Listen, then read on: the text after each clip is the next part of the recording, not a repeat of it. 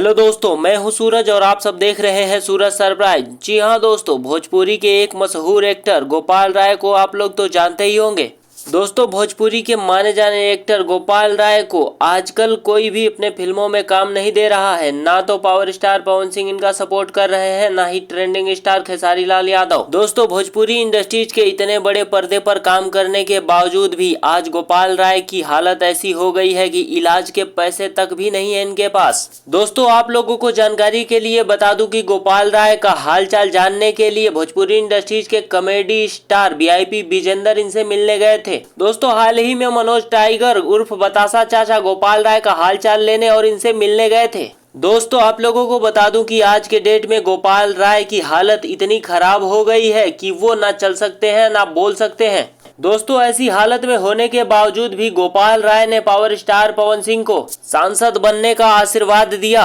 दोस्तों, आप लोगों से हाथ जोड़कर निवेदन है कि आप लोग भगवान से दुआ करिए कि गोपाल राय जल्द ही ठीक हो जाएं। दोस्तों, आप लोगों को ये वीडियो कैसा लगा कमेंट करके जरूर बताइए, और अगर आप लोग हमारे चैनल पर नए हैं तो वीडियो को एक लाइक करके चैनल को सब्सक्राइब कर लीजिए। दोस्तों, मिलते हैं कल की एक नए वीडियो के साथ। तब तक के लिए जय हिंद, जय भारत।